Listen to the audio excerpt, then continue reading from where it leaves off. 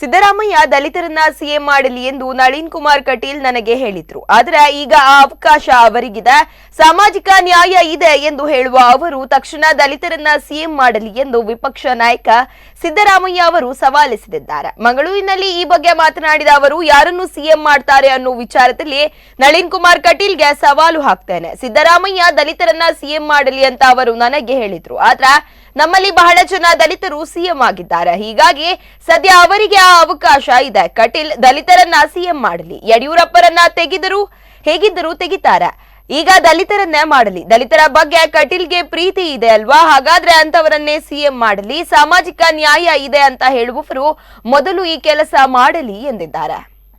ಈಗ ನಿಮ್ಮ ಕಟೀಲ್ ಇದಾರಲ್ಲ ಇಲ್ಲಿ, ಯಾರು ನಳಿನ್ ಕುಮಾರ್ ಕಟೀಲ್ ಅವರು ಹೇಳಿದ್ದಾರೆ, ನನಗೊಂದು ಸವಾಲು ಹಾಕಿದ್ದಾರೆ, ಸಿದ್ದರಾಮಯ್ಯನವರು ದಲಿತರನ್ನ ಮುಖ್ಯಮಂತ್ರಿ ಅಂತ ಘೋಷಣೆ ಮಾಡಲಿ ಅಂತ. ನಮ್ಮ ಪಟ್ಟಿನಲ್ಲಿ 4 ಜನ ಮುಖ್ಯಮಂತ್ರಿಗಳಾಗಿದ್ದಾರೆ. ಶಿಂದೆ ಮುಖ್ಯಮಂತ್ರಿ ಆಗಿದ್ದರು ಮಹಾರಾಷ್ಟ್ರದಲ್ಲಿ, ಪಹಾಡಿಯ ಜಗನ್ನಾಥ್ ಪಹಾಡಿಯ ಮುಖ್ಯಮಂತ್ರಿ ಆಗಿದ್ದರು, ಸಂಜೀವಯ್ಯ ಆಂಧ್ರದಲ್ಲಿ ಮುಖ್ಯಮಂತ್ರಿ ಆಗಿದ್ದರು, ಬಹಳ ಜನ 4 ಜನ ಆಗಿದ್ರು. ಈಗ ಅವಕಾಶ ಬಂದಿದೆಯಲ್ಲಪ್ಪ,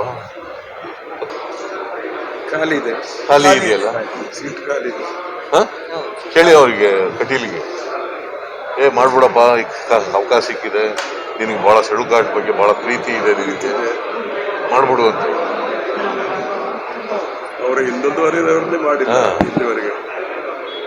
ಅದು ಇಲ್ಲ, ಸಾಮಾಜಿಕ ನ್ಯಾಯ ಅವ್ರ ಹತ್ರ ಇರೋದಿಲ್ಲ. ಇನ್ನೊಬ್ಬರ ಬಗ್ಗೆ ನೀವು ಸಾಮಾಜಿಕ ನ್ಯಾಯ ಮಾಡ್ತಾ ಇದ್ದೀರೋ ಇಲ್ವೋ, ನಾವು ಮಾಡಿದ್ದೀವಿ, ನಮ್ಮನ್ನೇ ಕೇಳೋದು. ಎಲ್ಲ ರಾಜಕಾರಣದಲ್ಲಿ ಇದಾವೆ, ಏನ್ ನೋಡಪ್ಪ, ಇದು ಫಸ್ಟ್ ಮಾಡಿದ್ದಾರೆ, ಜಿ ಪರಮೇಶ್ವರ್ ಮಾಡಿದ್ದಾರೆ, ದೇವೇಗೌಡ ಸೆಕ್ಯೂರಿಟಿ ಮಾಡಿದ್ದಾರೆ, ಎಲ್ಲ ಸಮ್ಮಿಶ್ರ ಸರ್ಕಾರ ಇರುವಾಗ ಸರ್ಕಾರ ಕಿತ್ತಾಕಕ್ಕೆ ಏನ್ ಮಾಡ್ಬೇಕು ಇವೆಲ್ಲ ಮಾಡ್ತಾರೆ.